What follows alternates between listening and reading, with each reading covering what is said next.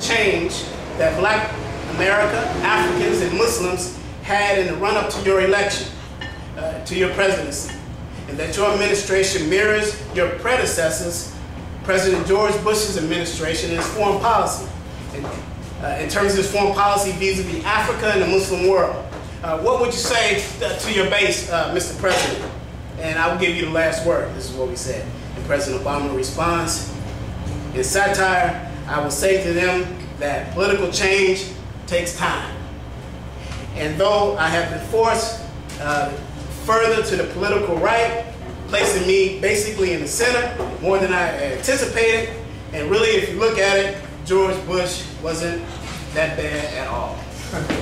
So getting to some of the nuts and bolts of the this invasion of and the illegal matter of this invasion of Libya.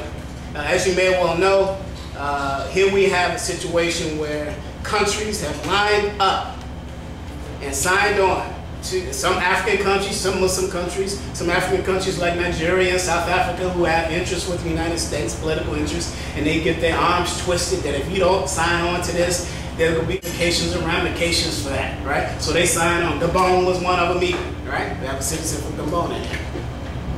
Qatar, Muslim country, you know. When I was in Sudan after a high-level meeting with some of the cabinet members of the Sudanese government, I was having dinner with a couple of them, and I happened to mention Libya and Muammar Gaddafi. This was 2007. One of them became so upset, you know, that I was flabbergasted. I said, "This is your neighbor? You're right next door. What's going on?" So, but what it told me was that one of the biggest problems that we have on the African continent is the tribalism. The African continent suffers today, in 2011, in the 21st century, from a demand that took place from 1884 to 1887. This was the Berlin Conference, where the Americans and the Europeans got together and they divided up Africa and the rest of the world. They created these states that you see in Africa, Sudan being a very clear example of something that where the British were in control, and they divided this country into threes. Not only did they support resources in the southern part of the country, they cut off the middle part of the country from even integrating with the south or the north of the country, in effect keeping them in a straitjacket, right, and starved out the north.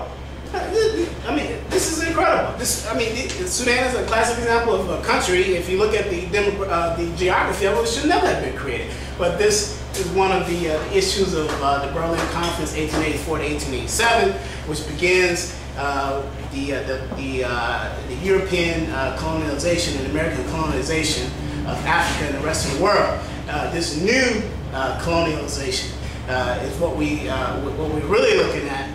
And the play is that if you looked at over the last 50 years, the Chinese have put their guns in their pockets. War is very expensive. Very expensive. The United States government spent billions of dollars in Libya to overthrow this government. And it came out of the taxpayers' coffers. Did you know that the largest budget in the United States government is the defense budget? It's not education. You would think that it would be, right? It's not health care. It's not Medicaid or Social. 70% of the United States budget annually is the Department of Defense. 70%. We are sitting inside of a military-industrial complex, and this is where America gets their job done. So here we have in Libya this NATO operation led by the United States, countless numbers of United Nations charters and Geneva conventions ignored and violated. I mean, we can go down the list.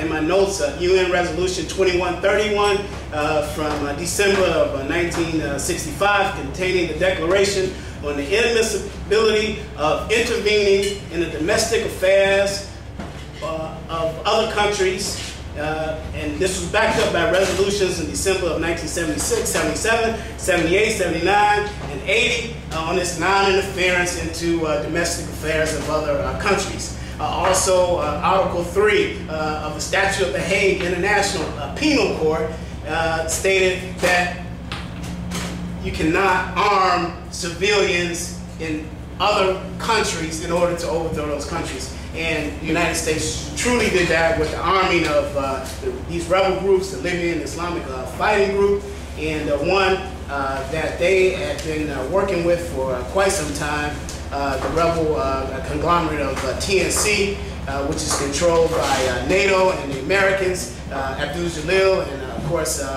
Mahmoud Jibril, all Western-backed and Western financed by oil companies. And this is what we're going to end up with. So here we have, finally, I'd like to get to this at one point, and that is, and I'd be remiss if I didn't mention it, that Colonel Muammar Gaddafi, who has been endeared to revolutionary struggles since he took over in 1969 in a bloodless coup, overthrowing a Western-backed puppet, King Idris, and he has been endeared to revolutionary struggles all over the oppressed world, where he's used his petrodollars to finance those struggles. And also, one cannot we have to mention his involvement with what was formerly the Organization of African Union, and what is now what was to become the United States of Africa. And that impact on the African diaspora is significant. Muammar Gaddafi, one of the things that his play, and as you can remember, and I'm going to close out on this before I recognize the appearance of Dr. White, and that is that Muammar Gaddafi received a state visit from the Bush White House. We know that Condoleezza Rice was in Tripoli as late as 2006, 2007.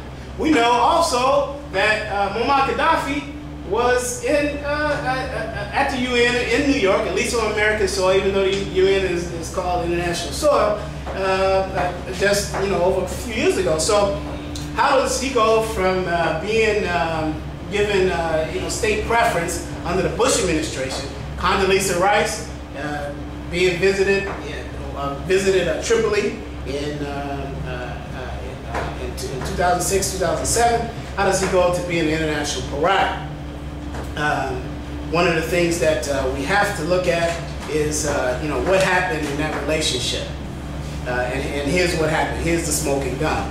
Here's why America is pissed off under the Barack Obama administration. And remember now, I said there was no difference between Democrats and Republicans. They want to let you play that game, that red state, blue state garbage, when the issue is the haves and the have-nots. It's the elite and the non-elites. And the sooner you get that message, the better, right?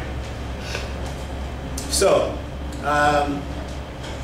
the relationship